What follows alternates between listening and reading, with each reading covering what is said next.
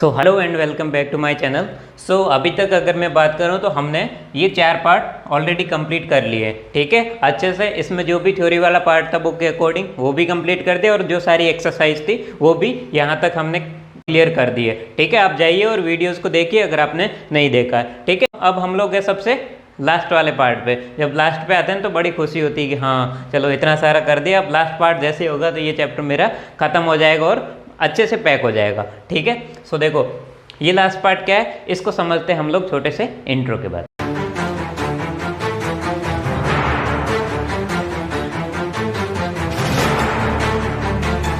चलो तो स्टार्ट करते हैं लास्ट पार्ट। इसमें ये पूछा है कि equation of line parallel to x and y axis. अगर आप ध्यान से इसको देखोगे ना तो ये वाला पार्ट हमने चैप्टर के स्टार्टिंग में ऑलरेडी किया हुआ था, ठीक है। लेकिन उस टाइम पे ऐसे बात नहीं की थी। अब हम लोग क्या करेंगे, ऐसी जो इक्वेशंस होती है उनको इस टाइप से पढ़ेंगे, हेडिंग के हिसाब से पढ़ेंगे कि पैरेलल कब होती है लाइन एक्स और वाई एक्सिस के, ठीक है। इसको बड़े आराम से समझने के लिए मैंने क्या किया, 2 एग्जाम्पल ले लिए, ठीक है। अब मैं आपसे सिंपल से 2-3 सवाल पूछता हूँ, आप उसके आंसर देने का ट्राई कीजिए। देखो सबसे पहले अगर मैं पूछूं ये क्या है, ठीक है, जैसा हमने चैप्टर के स्टार्टिंग में समझा था, जैसे ही कोई लीनियर इक्वेशन दिखती है, ठीक है, तो हम उसको कैसे समझेंगे। तो देखो ये क्या है, तो सबसे पहले आप क्या देखोगे, इसमें x की पावर कितनी, हाईएस्ट पावर, और हाईएस्ट पावर क्या होती है, डिग्री होती है। डिग्री कितनी है, 1 है, ठीक है। 1 डिग्री, इसका मतलब क्या हो गया, ये हो गया क्या, रेखिक समीकरण, ठीक है। इसके इक्वल में कुछ है, इसका मतलब क्या, समीकरण। तो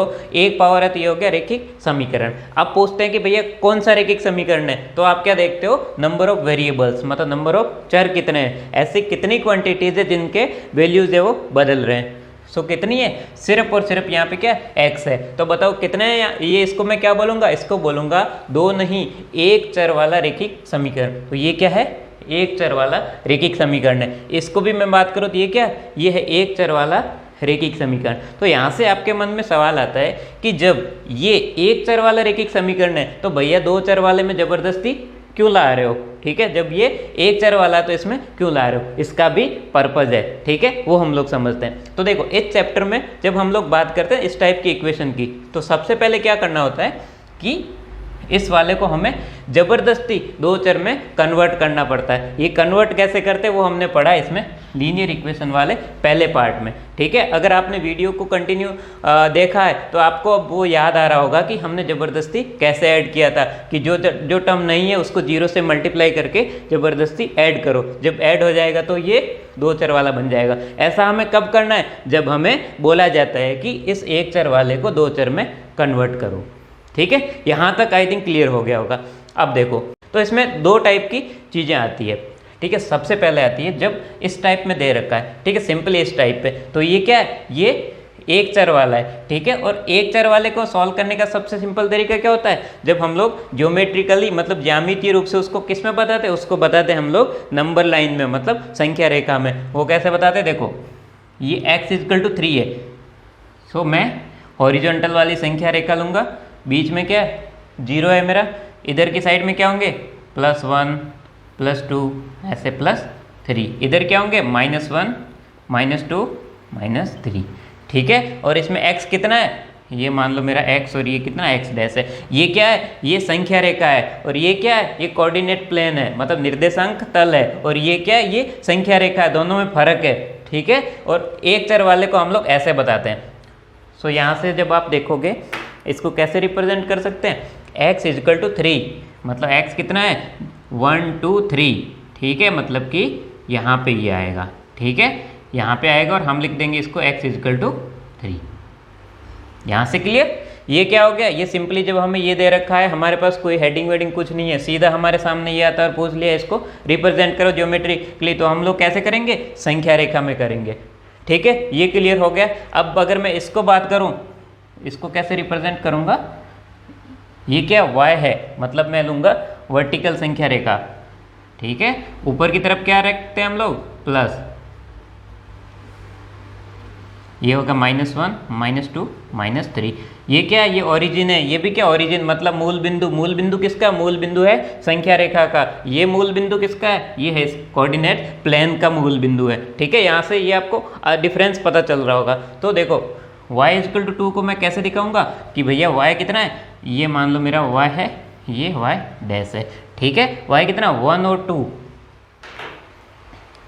मतलब 0 1 और 2 ये वाला है, ठीक है। सो ये वाला पॉइंट मेरा कितना होगा y इक्वल टू 2, ठीक है। ये हमने क्या सीख लिया कि जब इस टाइप की इक्वेशन दे रखी है और हमें कुछ नहीं पता है, हमें कुछ नहीं पता, हमें सिर्फ वही पता है कि इसको देख के हम लोग क्या कर सकते हैं। तो एक चर वाला रैखिक समीकरण है और एक चर वाले रैखिक समीकरण को ऐसे दिखाते हैं, ये स्टैंडर्ड तरीका है, ठीक है। यहाँ तक अगर आपको समझ में आ गया तो जो हम लोग अभी ये पढ़ेंगे ना, ये इसका अगला पार्ट है, ठीक है। कैसे हम लोग एक अच्छे तरीके से फ्लो में इसको बना के पढ़ रहे हैं ताकि आपको याद हो जाए। सो देखो यहाँ तक ये क्लियर हो गया। अब हमने क्या सीखा था कि कई बार क्या बोलते हैं, ये लोग बोलते हैं कि भैया ये जो एक चर वाला है ना, इसको ज़बरदस्ती दो चर में बनाओ, ठीक है। दो चर वाला कैसा होता है, ax plus b y plus c equal to 0, ये होता है हमारा स्टैंडर्ड फॉर्म, किसका, दो चर वाले का। तो इसमें x है y नहीं है, तो y को ज़बरदस्ती ऐड कर लो। सो कैसे करोगे बताओ, यहाँ से तो x तो है प्लस हम करते 0.y, ठीक है। 3 इधर आएगा तो 3 इधर आएगा तो जी माइनस हो जाएगा। सो बताओ ये अब क्या हो गया, इसमें y का टर्म आ गया, मतलब हो गया दो चर वाला रैखिक समीकरण। एक चर वाले रैखिक समीकरण से स्टार्ट किया, उसको संख्या रेखा हम बताया, जो कि आपने पहले की क्लास में पढ़ा है और स्टैंडर्ड तरीका। अब हम लोग इसको ज़बरदस्ती किस में बदल रहे हैं, दो चर वाले में, जिसमें x भी आ गया और y भी आ गया। तो ये हो गया दो चर वाला रैखिक समीकरण स्टैंडर्ड फॉर्म के अकॉर्डिंग, ठीक है। यहाँ तक क्लियर है। अब जल्दी से मुझे ये बताओ, इसको हम लोग कैसे कन्वर्ट कर सकते हैं। इसको कन्वर्ट करने के लिए यहाँ पे y ऑलरेडी है, हमें चाहिए x का। सो हम लोग एक टर्म ऐड करेंगे 0.x, ठीक है, प्लस y, और 2 को इधर लाओगे तो क्या होगा, -2 इक्वल टू 0, ठीक है। सो ये एक चर वाला था, एक चर वाले का रिप्रेजेंट था, ये यहाँ पे से हमने इसको क्या कर दिया, दो वेरिएबल में कन्वर्ट कर दिया, एक x का टर्म ऐड करके जो इसमें नहीं था। यहाँ तक आपको क्लियर हो गया होगा, तो ये काम फिर बहुत ही आसान है, ठीक है। तो बढ़ते हैं आगे। तो यहाँ तक क्लियर हो गया होगा कि एक चर वाले को हमने ज़बरदस्ती दो चर में लिख लिया, ठीक है। अब हम लोग क्या करेंगे, हमारा अगला स्टेप, ये हमारा क्या था, स्टेप 1 होता था, ठीक है। स्टेप 2 क्या था बताओ, स्टेप 2 होता था कि इसके हमें क्या करने होते हैं, सॉल्यूशंस लिखने होते हैं, मतलब कुछ हल लिखने होते हैं और उन हल को फिर इसमें प्लॉट करना होता है। यही सीखा हमने, उसी का यूज़ करेंगे। सो देखो ये x हो गया, ये y हो गया, ठीक है। बताओ क्या क्या हल हो सकता है, ठीक है। यहाँ पे x इक्वल टू कितना है, 3 है, ठीक है। सो x इक्वल टू 3 मतलब हमेशा x कितना रहेगा, 3 रहेगा। मान लो कि मैं उल्टा चलता हूँ, ठीक है, मान लो मैंने y को कितना लिया, 0। बताओ इसमें y जब 0 पुट करूँगा तो ये टर्म ऑलरेडी 0 है, तो x हमेशा कितना आएगा, 3 ही आएगा। यहाँ से ये चीज़ आपको समझ में आ गई होगी, मैं दोबारा बता देता हूँ। देखो y 0 है, क्या इसमें कोई y का टर्म है, y का टर्म नहीं है, ठीक है। मतलब कि y की कोई भी वैल्यू होगी, x हमेशा कितना रहेगा, 3 ही रहेगा, क्योंकि इसमें y का कोई टर्म ही नहीं है। ये हमने ज़बरदस्ती ऐड किया था 0.y, जो कि 0 ही है, मतलब ये कोई भी डिस्टर्ब नहीं करेगा। तो इसमें जैसे 0 पुट करूँगा तो 0.0 x प्लस 0 -3 इक्वल टू 0, ये -3 इधर जाएगा, क्या हो जाएगा, x इक्वल टू 3, तो हमेशा कितना आएगा, 3 आएगा, ठीक है। फिर मैंने y को मान लो 1 पुट किया। सो देखो y को जैसे ही 1 पुट करूँगा 1.0, अगेन ये टर्म कितना 0 हो जाएगा, तो x इक्वल टू क्या आएगा, अगेन 3 आएगा, 1 पे भी क्या आएगा, 3 आएगा। ऐसे अगर मैं 2 लेता हूँ, सो 2 पे भी क्या ये टर्म 0 हो जाएगी, हमेशा x कितना आएगा, 3 आएगा। तो इससे ये पता चलता है कि मान लो मैं कोई वैल्यू r ले लेता हूँ y की, तो भी x का वैल्यू कितना आएगा, 3 आएगा। तो इसका जो सॉल्यूशन होगा ना, इसका जो सॉल्यूशन मतलब कि जो हल होंगे वो हमेशा किस फॉर्मेट में होंगे बताओ, इसका फॉर्मेट होगा 3.r, ठीक है, जहाँ पे r क्या है, रियल नंबर, ठीक है। यहाँ से एक चीज़ आपको समझ में आ गई होगी कि मैं अगर y की कोई भी वैल्यू लेता हूँ, कोई भी रियल नंबर लेता हूँ, 0 1 2 3, हमेशा कितना सोल्यूशन आएगा, x का 3 आएगा। ये चीज़ आपको अगर समझ में आ गई तो ये सारी चीज़ें आपको समझ में आ गई, ठीक है। इसको हमने बड़े अच्छे से समझ लिया, तो हमेशा इसका सोल्यूशन क्या रहेगा, 3r, ऐसे ही समझते हैं इसको। तो देखो इसमें क्या होगा, अगेन स्टेप 2 की बात करूँ, इसमें सो हम टेबल बनाएंगे, बिल्कुल बनाएंगे। ये बन गई टेबल, ये हो गया x, ये हो गया y। अब की बार इसमें बताओ क्या होगा, अब की बार इसमें y2 है, ठीक है। तो मैंने जैसे ही x को 0 लिया, सो y कितना आएगा, 2 आएगा, क्योंकि इसमें x का कोई टर्म ही नहीं है, ठीक है। ये हमेशा 0 हो जाएगा, तो y हमेशा कितना होगा, 2 ही आएगा। सो 1 पे भी 2 आएगा। ऐसे अगर मैं r लेता हूँ तो भी क्या आएगा, 2 आएगा। तो इसके जो सॉल्यूशंस होंगे वो किस फॉर्मेट में लिख सकते हैं बताओ। इनके जो हल होंगे उसको हम लोग लिख सकते हैं, इसमें x कोई भी r रहेगा और y हमेशा कितना रहेगा, 2 रहेगा, ठीक है। r क्या हो गया, अगेन रियल नंबर हो गया, ठीक है, वास्तविक संख्या हो गई कोई। तो यहाँ से ये समझ में आ गया होगा कि अगर कोई ऐसे लिखा हुआ x इक्वल टू समथिंग लिखा हुआ तो उसका सोल्यूशन क्या होगा, ये वाला, ठीक है। जो यहाँ पे वैल्यू है वो इसके सॉल्यूशन में आ जाएगी। अगेन अगर कोई ऐसे लिखा हुआ है तो वो कैसे आ जाएगी, वो ऐसे आ जाएगी। यहाँ पे जो वैल्यू 2 है ना, सो 2 इसके y में हमेशा आएगी। सो ये समझ में आ गया कि इसके सॉल्यूशन, इस वाले इक्वेशन के सॉल्यूशन हमेशा ऐसे आएंगे, ठीक है, जिसमें ये वैल्यू कुछ भी पुट कर तो हमेशा ये कितनी आएगी, 3 है तो 3 ही आएगी, 4 है तो 4 ही आएगी। सेम ऐसे इसमें, ठीक है। ये स्टेप क्लियर हो गया। तो अगला स्टेप 3 हमारा क्या होता है,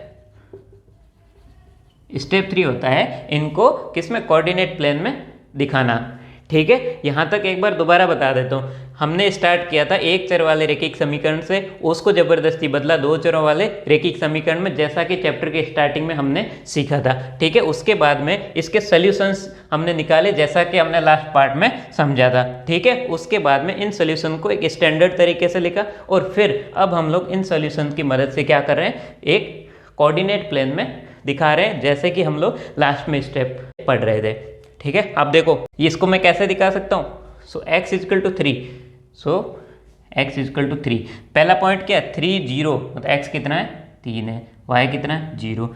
दूसरा क्या, 3 1, मतलब x 3 है, y कितना है, 1 है। सो ये आएगा, ठीक है, ये हो गया हमारा दूसरा पॉइंट। तीसरा क्या हो गया, 2 3, वो y कितना है, 2, x कितना है, 3, ठीक है। जब आप ऐसे बढ़ते रहोगे ना, सो ये सारी वैल्यूज़ पे क्या होगा, ये एक ही पॉइंट, मतलब यहाँ वाला पॉइंट है वही आएगा, ठीक है। अगर आप नेगेटिव भी लोगे तो भी यही आएंगे। समझ में आ गया। ये हम लोग किसकी बात कर रहे हैं, हम लोग बात कर रहे हैं इस वाले की, ठीक है। इस वाले की बात कर रहे हैं कि जब x इक्वल टू 3 है तो कुछ इस टाइप से आएगा। और हमारा अगला स्टेप क्या होता है, जल्दी से बताओ। जब हमें पॉइंट्स मिल जाते हैं तो हम उनको मिलाते हैं। हमें मिनिमम कितने पॉइंट चाहिए होते हैं, हमें मिनिमम 2 चाहिए होते हैं, लेकिन एग्जाम में हमें क्या करना, 2 से ज़्यादा पॉइंट ड्रॉ करना, सो दैट कोई भी गलती ना हो, ठीक है। सो ये मैंने ड्रॉ किया। जब इसको मैंने इसके सॉल्यूशंस को ड्रॉ किया, हमने जो सीखा है उसी का यूज़ करें, हम लोग कोई नई बात नहीं करें, हम लोगों ने जो सीखा है उसी के अकॉर्डिंग हम ड्रॉ कर रहे हैं, ठीक है। तो जैसे इसको ड्रॉ किया तो ये ऐसी लाइन आ गई, ठीक है। चैप्टर की हेडिंग पढ़ो अब क्या, चैप्टर की हेडिंग है equation of line parallel to x and y axis, मतलब एक्स और वाई एक्स के समांतर रेखाएं। अब देखो ये रेखा कैसी है, ऐसी है। ये कौन सी, वाई अक्ष है, ठीक है। अब बताओ ये क्या वाई एक्स के समांतर है कि नहीं है, बिल्कुल है, ठीक है कि नहीं है, बिल्कुल है। सो हमारा ये वाला पॉइंट था, ये वाला जो हेडिंग है उसके अकॉर्डिंग हमने एक लाइन ड्रॉ कर दी। अब बताओ इसका इक्वेशन क्या था, x इक्वल टू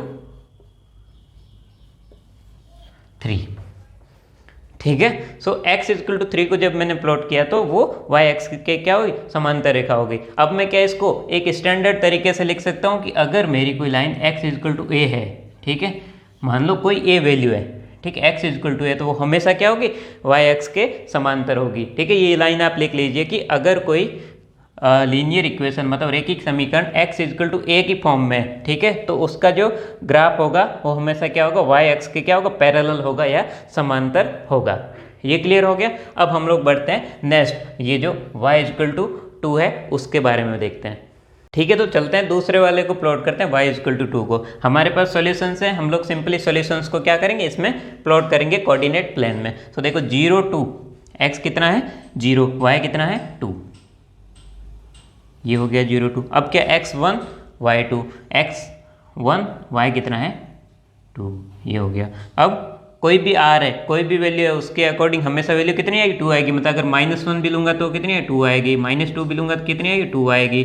-3 में भी 2 आएगी। कोई भी आर होगा उसके अगेंस्ट कितना आएगा? 2 आएगा। सो कोई भी वैल्यू लूँगा तो हमेशा क्या आएगी? 2 आएगी। ठीक है, ये पॉइंट भी आएगा, ये भी आएगा, ऐसे ये भी आएगा, ऐसे ये चलता रहेगा। ठीक है, तो ये सारे पॉइंट्स इसके क्या हो जाएंगे? सॉल्यूशंस हो जाएंगे, क्योंकि इसके सॉल्यूशंस किस फॉर्म में? r और 2, मतलब कोई भी x की वैल्यू, कोई भी x की वैल्यू पे y की वैल्यू हमेशा कितनी आएगी? 2 आएगी। ठीक है, ये समझ में आ गया होगा। सो जस्ट इसको क्या करना होता है? मुझे ऐसे मिलाना होता है। ठीक है, जब मैं सॉल्यूशंस को मिला लेता हूँ, क्योंकि रेखिक समीकरण है वो उनके सॉल्यूशन से हमेशा पास करता है। ये हो गया हमारा y =